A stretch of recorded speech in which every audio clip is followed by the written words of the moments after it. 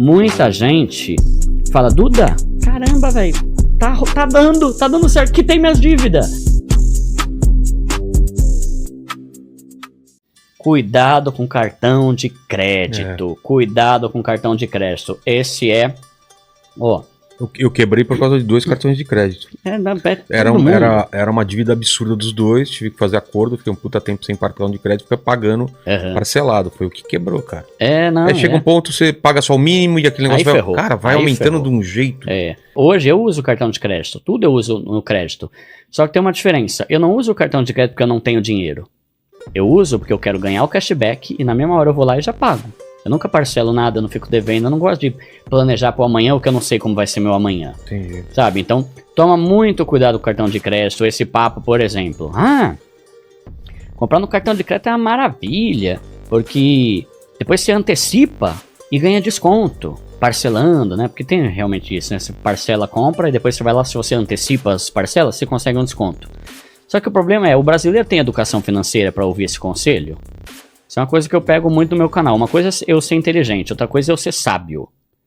Eu posso falar isso, vai ser inteligente. Só que vai ser sábio para um mundo que não tem educação financeira, nunca teve, e não sabe ter controle emocional? Então eu parto disso. O que eu mais recebo é isso, é mensagem disso. Aí a pessoa chega e fala, não, cartão de crédito é muito bom, é só saber usar. Eu falo, tô vendo, o pessoal tá sabendo usar legal, né? De cada 10 pessoas que usam o cartão, 9 estão ferradas. E de cada 10 pessoas que usam, 9 falam que o cartão de crédito é bom, é só saber usar. Alguma coisa não tá batendo aí.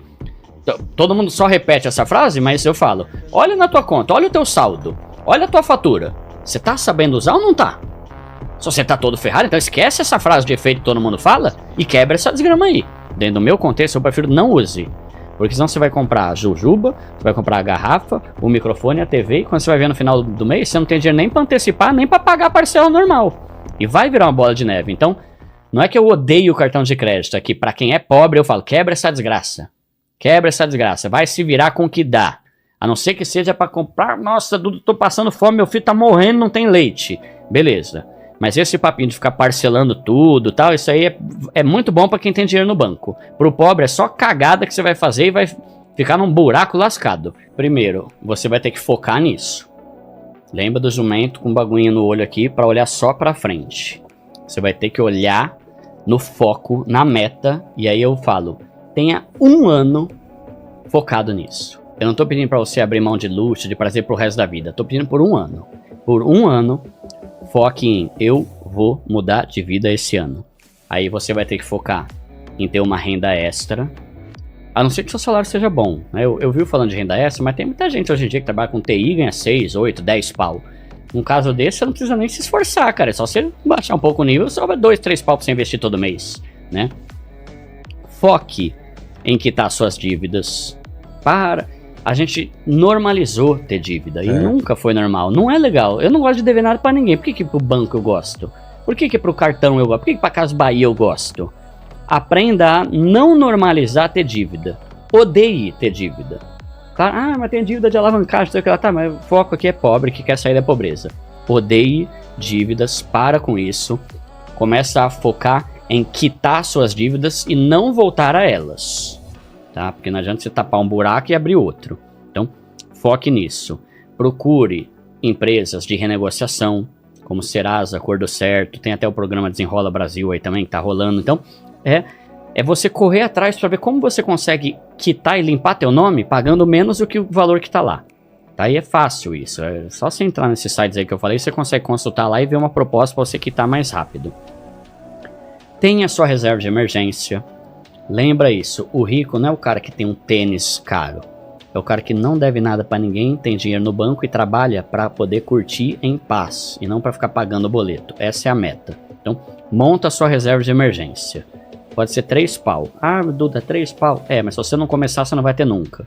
Começa com pouco mesmo, mas vai demorar muito, mas começa. Se não começar nunca, vai demorar a vida inteira, né? Então, faça. E comece a investir. E é uma coisa que eu falo muito. Eu sei que tem benefício, tem cashback, tem milha, mas você tem que focar. Você quer sair da pobreza ou você quer ganhar cashback? Sabe? Parar com isso e vai ter uma hora que você vai poder. 80% das famílias brasileiras estão endividadas. Se você pegar todos os endividados do Brasil, de cada 100, 96 é por causa do cartão de crédito e do limite da conta. Se você quer sair das dívidas, você vai ter que tomar muito cuidado com o cartão.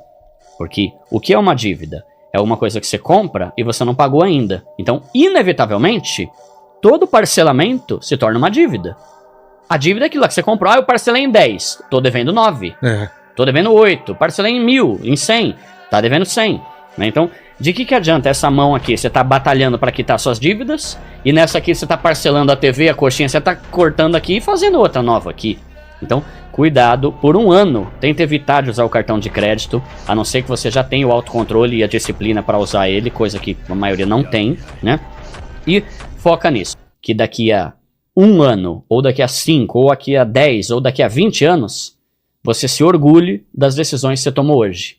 Eu quero que você assuma esse compromisso de mudar de vida, para que você passe um ano de perrengue, só que em 2025 você fala, caramba, minha vida mudou, valeu a pena. E não em 2025 você tá com as mesmas reclamações, continuo pobre, devendo, com a vida, nome sujo, caramba 4, sabe? Faça por um ano um esforço que você vai conseguir até 2025.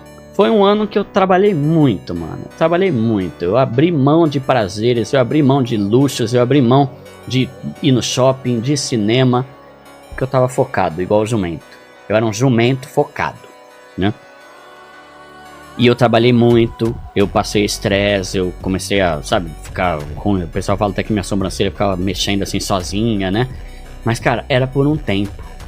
Então eu optei por ter um ano do cão na minha vida, pensando que no final desse um ano vai valer a pena. Então foi um ano muito difícil, mas hoje eu tô colhendo os frutos dele.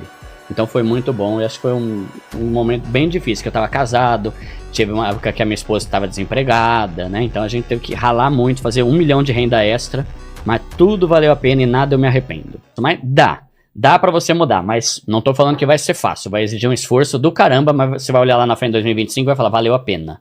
Que nem o meu ano do cão, que foi 2021, né? Hoje eu olho e falo, cara, se não tivesse sido aquele esforço, hoje eu não estaria aqui. Eu poderia te falar, não vai dar outro canal? Você é louco, já tenho de música, primo pobre, caramba, deixa quieto. Eu ralei e fiz dar. Hoje eu tô aqui. Então é um esforço que você olha pra trás e você vê que valeu a pena. Eu estava vendo você falando aqui, Paquito, foca na cara dele. Tem uma coisa do... Não tem, agora não tem. Nicolas Cage, não... Já te falaram? Não, já falaram de vários atores. Nicolas Cage nunca. Pianista, Nicolas Cage... Eu errei muito, Paquito. Essa barbinha aqui... Tentando achar o Nicolas Cage, cara. E o Nicolas Cage é um cara riquíssimo que tá todo endividado. Sério? Entra deve gastar falou, nem louco. Tava devendo até umas horas, não sei hoje. Tem avião, né? Tanto que ele começou a fazer uns filmes carniça. Pra pagar as dívidas. Os filmes podres, mano. O cara... Pô, eu lembro do Conner, eu gostava pra caramba do Conner.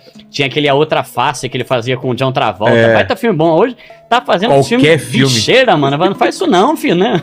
Você viu que a falta de dinheiro faz, né? Daqui a pouco ele tá jogando no Corinthians até.